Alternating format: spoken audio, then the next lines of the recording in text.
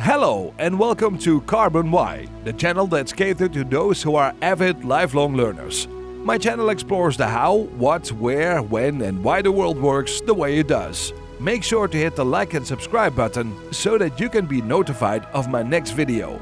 In this week's episode, we found out about why teachers are paid so little in the US. Remember back in high school and middle school, there was always that one teacher you absolutely loved. Their class was always so exciting and interesting, and they just seemed to genuinely care about you. And it was that teacher that really left an impression on us that transformed our lives. Teacher quality is the #1 school-related factor to student achievement. It's an extremely important profession. They're quite literally teaching the future leaders of tomorrow. But for all their importance, they're paid so little. The wage gap between teachers and other professionals with the same level of education and experience is almost 20%, and it doesn't seem to be slowing down. In some parts of the US, at least a quarter of teachers leave the profession annually, and about 1/5 of teachers have to resort to a second job. And the 2020 lockdown has only made things worse. If teachers are so important, why are they paid so little? Can anything be done to change that? As little as 20 years ago, new teachers entering the system would enter with an annual salary around $36,000, regardless of if they had a bachelor's or master's degree. They would gradually negotiate for incremental increases over the years. For one high school teacher at Manchester High School in Connecticut, it took at least 10 years of teaching to reach a salary of around $60,000 and about 20 years to get to $90,000. And that's considered high in the US. But teachers with the same 20 years experience in states like Mississippi, the lowest paying state, would make around $50,000 and the average starting salary is just over $40,000. That's not even a living wage in many parts of the country. For many teachers, their wages don't match what is expected of them. Because teachers aren't just teachers, they're therapists and social workers for their students, and they need to have safety training.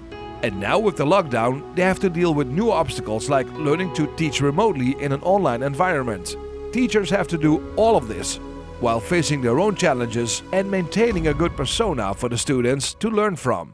And experts say things are especially not looking good for the profession because of the lockdown. The average inflation-adjusted teacher salaries haven't changed much since the 90s. It even declined in a majority of states. And when you factor in the increasingly stressful environment, it leads to low retention rates, teacher shortages and teacher strikes all across the US. In 2018, 375,000 teachers walked out to demand increased education funding and better pay. Movements like Red for Ed were started in response to the low wages teachers got and to help raise school funding. The American school system that we know today was invented about 100 years ago. Before that, it was mostly men teaching until people realized that with women teachers, you can save money for the taxpayer. And that set the tone that teaching was relatively low-paid work.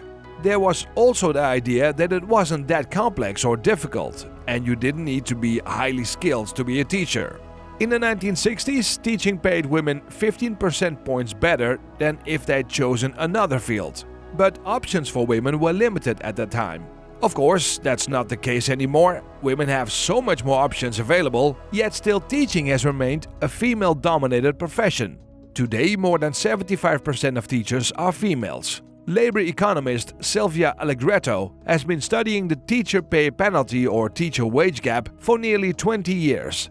Allegretto's research found that the weekly pay penalties for teachers has gotten worse over time. Today, men make about 27% less and women make about 16% less than if they had chosen another profession with the same level of education and experience. The Organization for Economic Cooperation and Development, or OECD for short, found that teachers in the US make almost 60% less than similarly educated professionals. That's the lowest across all OECD countries. Andrew Biggs, a scholar at the American Enterprise Institute, says the claims of a teacher pay gap, that teachers earn less than similarly educated private sector workers, completely ignores differential pay. People with bachelors in STEM fields earn a great deal more than people with liberal arts bachelors. Salary levels differ as markets differ. Teachers in Massachusetts have 2 to 3 times higher salaries than those in Arizona. But in most localities, teacher salaries are significantly below the family living wage. The teaching profession has been known to have great benefits, twice as generous as for the average private sector worker. Sounds great, right? Well, here's the catch. Teachers only receive their pension if they stay in the profession for at least 25 years, and only 25% reach a break-even point on total contribution and interest. While the benefits are great, teachers' weekly wages are crucial because otherwise they won't be able to pay for things like their rent or food, amongst other things. Income mobility is another problem teachers face. Unless a teacher moves to a higher paying state, their wages only increase in small incremental amounts of 1 to 2% a year.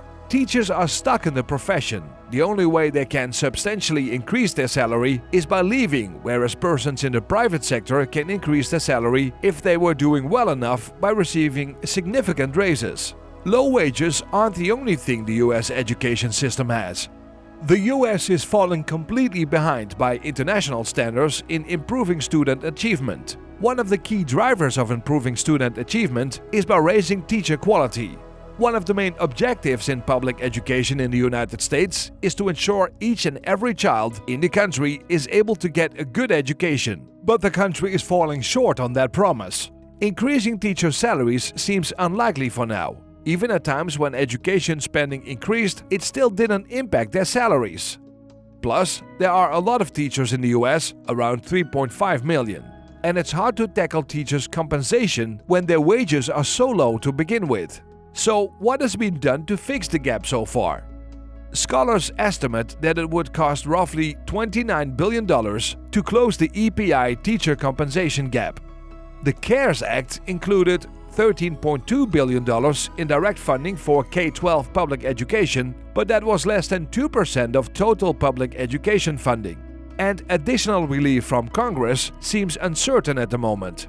Creating leadership roles is one solution to figuring out how to relocate available money to maximize results. In Washington, D.C., for example, teachers can make up to $130,000, and this was through outside support, transport and transitioning to a new salary structure, where teachers that did the most and worked in the toughest assignments were paid significantly more.